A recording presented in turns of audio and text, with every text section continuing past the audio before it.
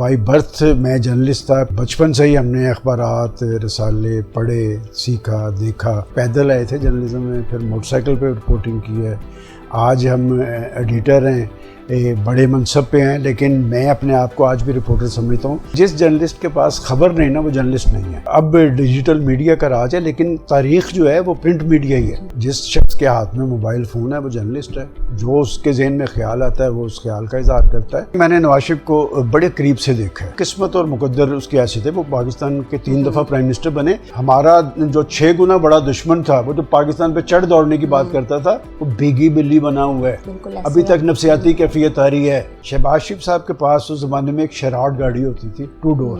انہوں نے مجھے فون کیا کہ آپ کہاں پہ ہیں. میں نے کہا میں آفس میں. انہوں نے کہا کہ ذرا وہ قریب ایک ہوٹل تھا, انہوں نے کہا کہ آپ وہاں پر آئیں. اس نے کہا میرے والی خبر دے دو. میں نے کہا آپ کے والی چیف منسٹر میں ہوں گا. اس لیے کہ وہ فیصلہ کسی اور جگہ پہ ہوا. روزنامہ جنگ کی لیڈ تھی کہ پرویز الہی چیف منسٹر ہوں گے, اور نوائب کی لیڈ تھی کہ شہباز شریف چیف منسٹر ہوں گے, اور ہمارے والی خبر سچ ہوئی. پاکستان کی پولیٹیکل پارٹیز کی آج وہ عزت و تکریم نہیں ہے. ایک زمانے میں سیاستدانوں کی عزت ہوتی تھی. مریم نواز ایک غیر معمولی خاتون ہے. بلاول بھٹو کو دیکھیں تو بلاول بھٹو کی فارن افیئرس کے حوالے سے بڑی گہری نظر ہے. ان کی والدہ, ان کے نانا جو ہیں وہ بھی پرائم منسٹر بھی رہے, فارن منسٹر بھی رہے ہیں.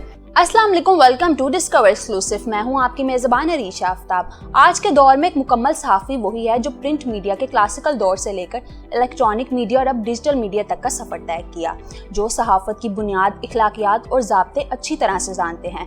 ایسا ہی ایک نمایاں نام سلمان غنی صاحب کا ہے, جو دنیا نیوز کے سینئر اینالسٹ اور دنیا روزنامہ کے ایگزیکٹو ایڈیٹر گروپ میں سے ایک ہیں. آج ڈسکور پاکستان کے مہمان ہیں. آج کے پروگرام میں ان سے ان کی جرنی اور صحافت کے بارے میں رہنمائی حاصل کریں گے. السلام علیکم سر, کیسے ہیں آپ؟ پہلے تو welcome to Discover Pakistan. Thank you very مچ.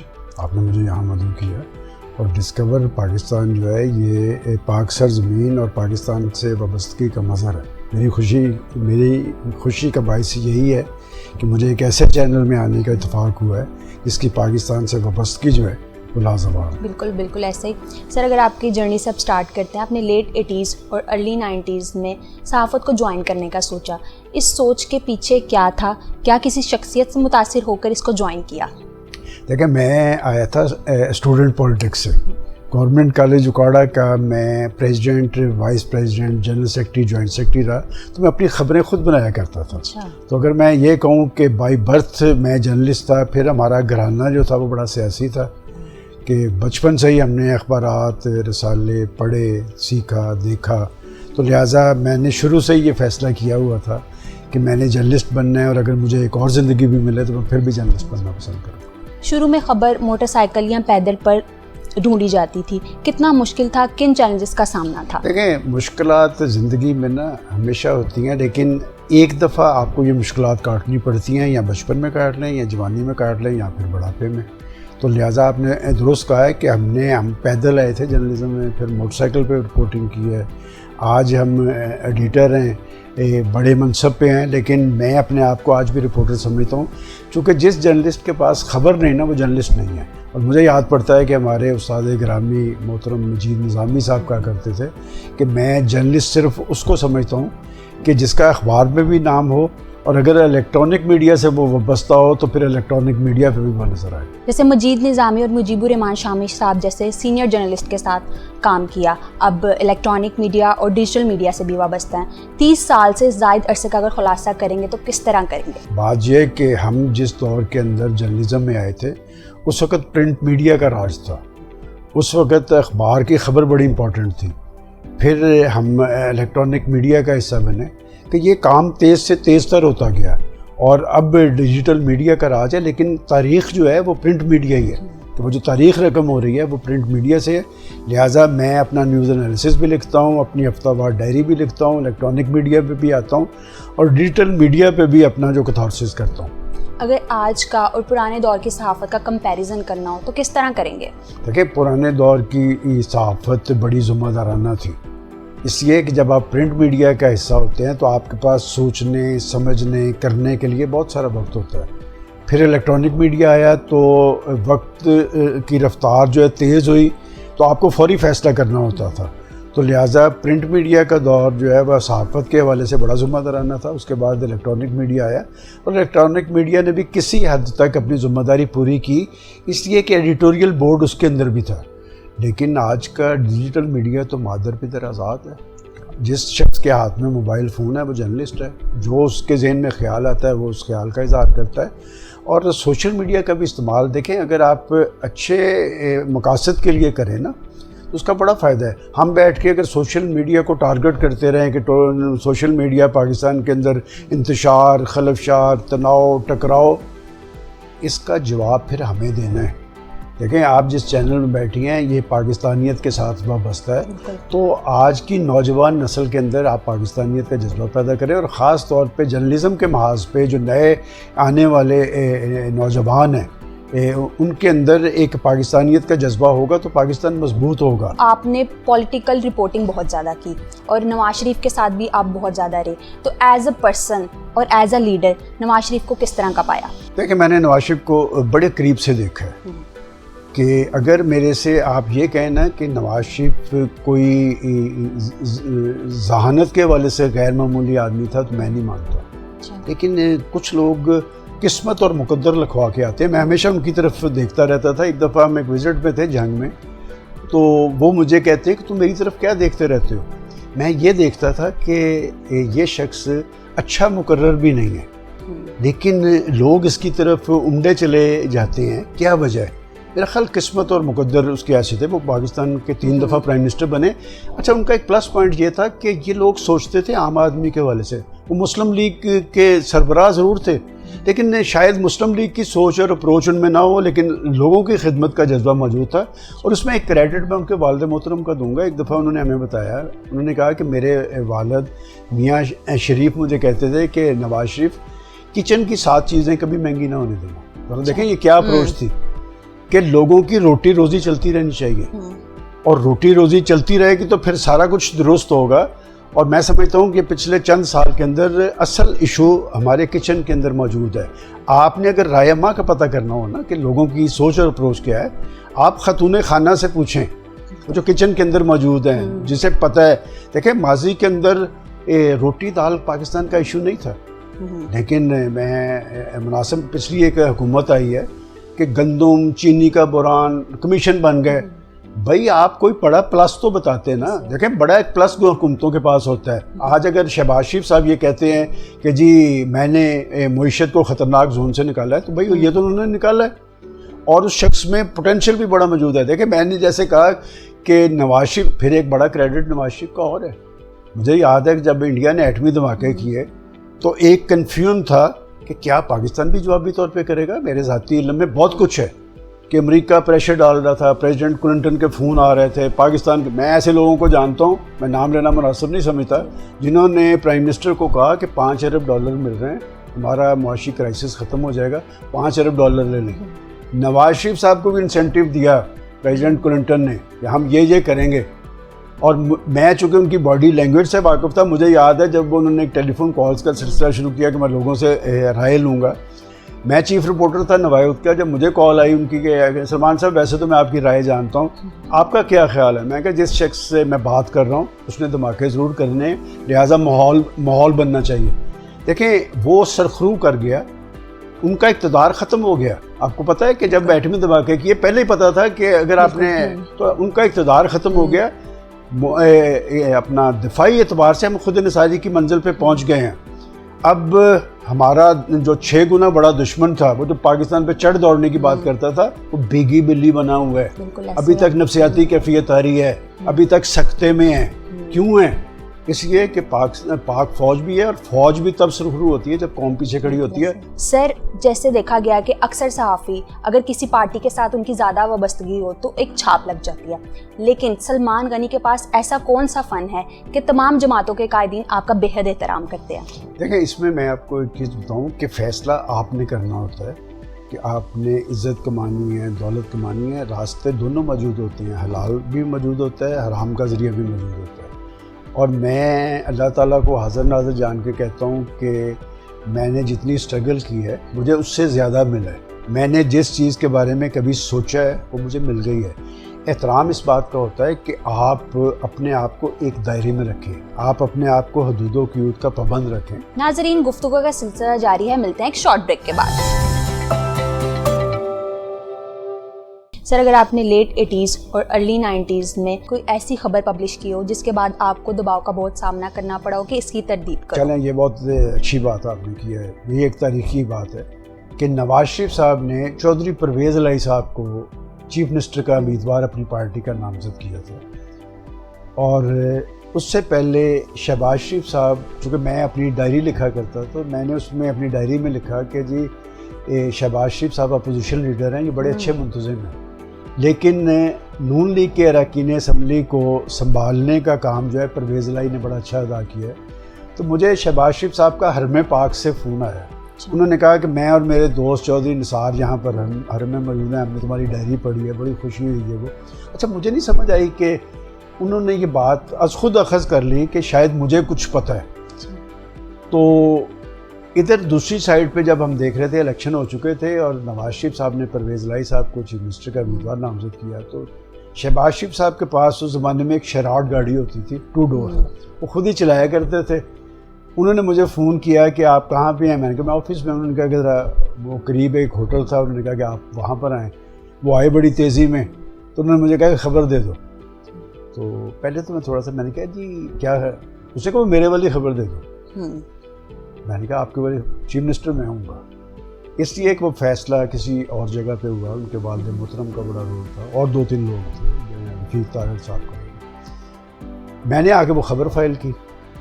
میرے دوست ہیں آج کل ایکسپیکٹس کے ایڈیٹر ہیں میرے کلاس فیلو میں, ایاز. انہوں نے مجھے کہا کہ آپ کی خبر رک گئی. اچھا, میں نے کہا یہ خبر تو نہیں رکنی چاہیے.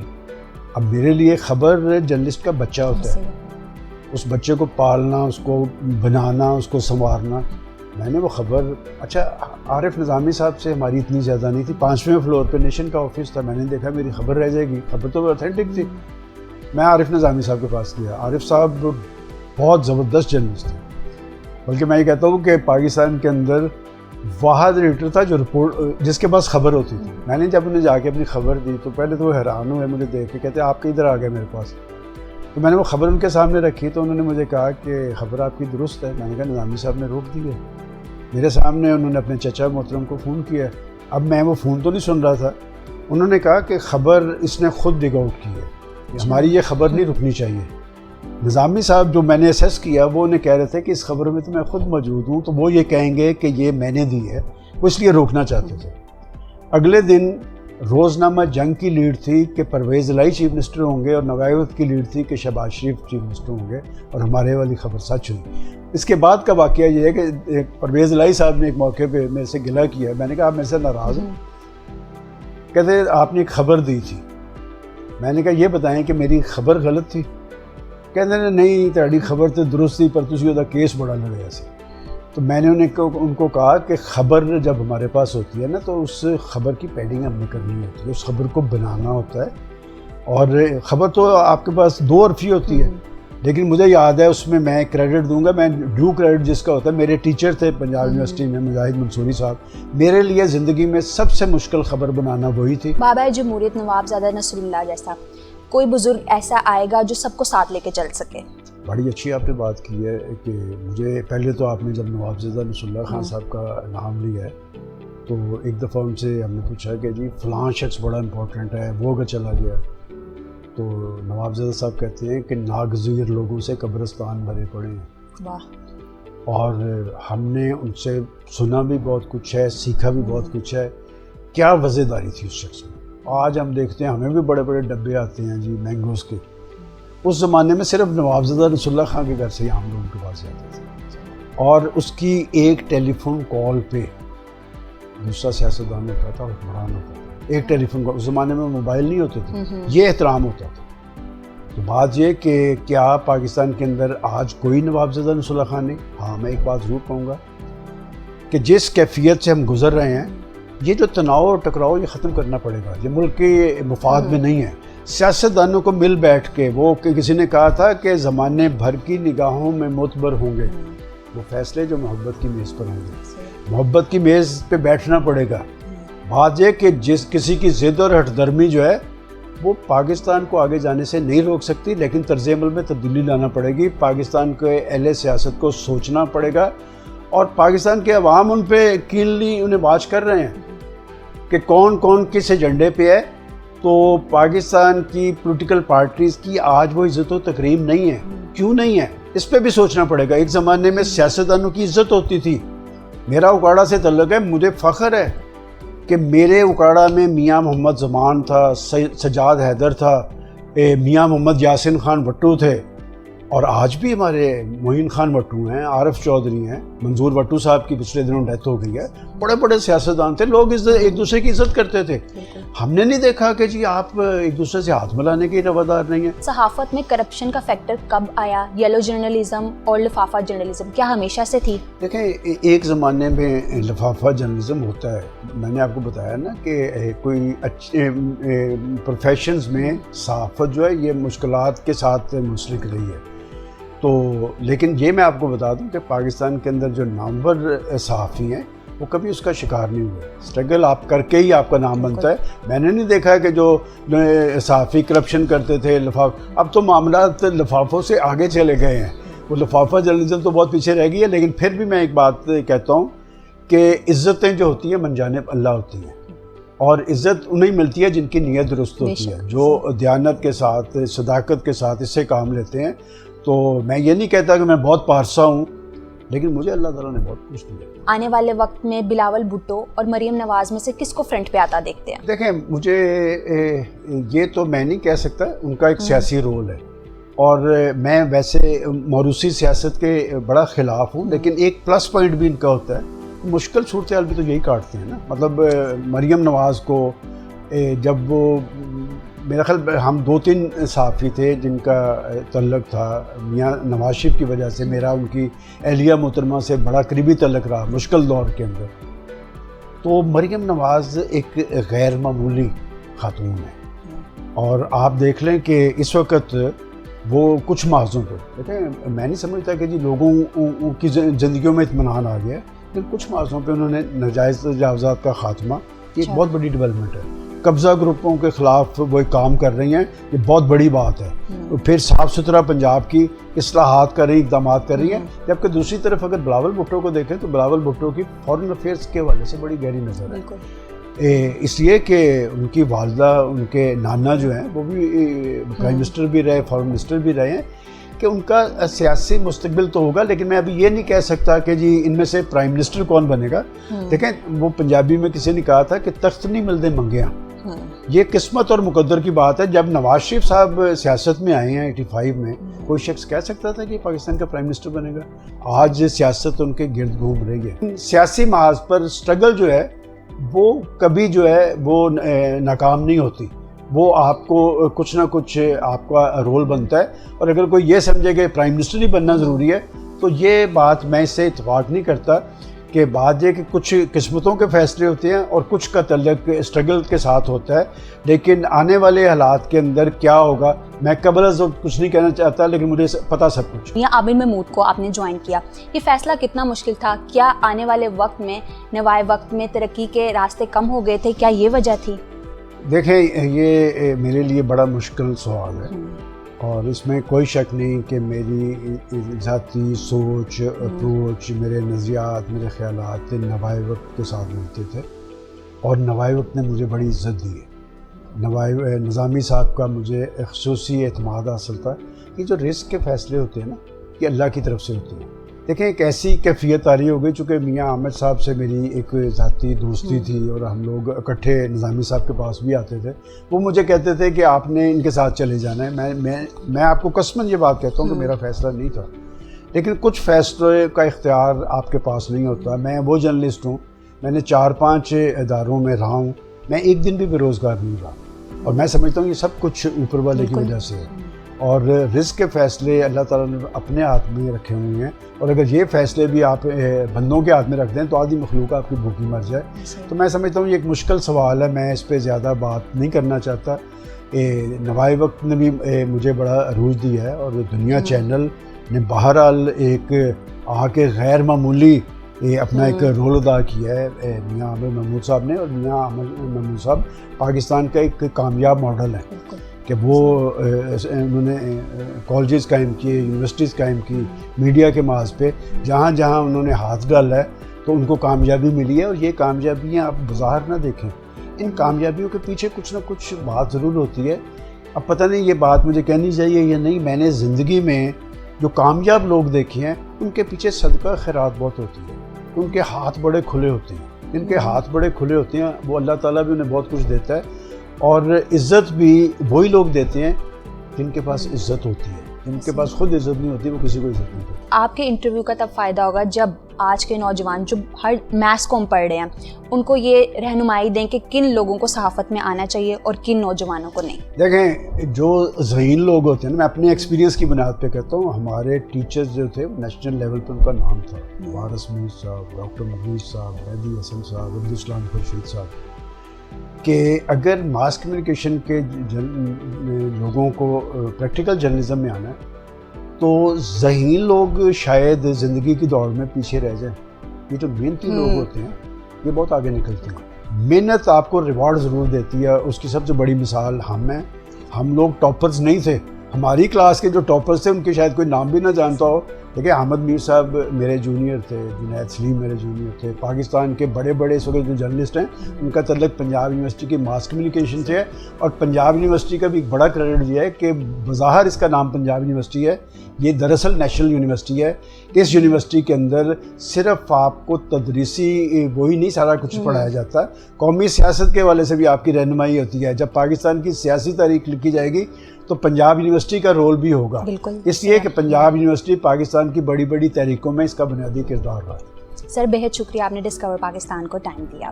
تھینک یو سو مچ سر. ناظرین, آج کے پروگرام سے اتنا ہی. اگلی بار ملیں گے ایسے ہی کسی ریناؤنڈ پرسنالٹی کے ساتھ. اپنی میزبان عریش آفتاب کو دیجیے اجازت. دیکھتے رہیے ڈسکور پاکستان.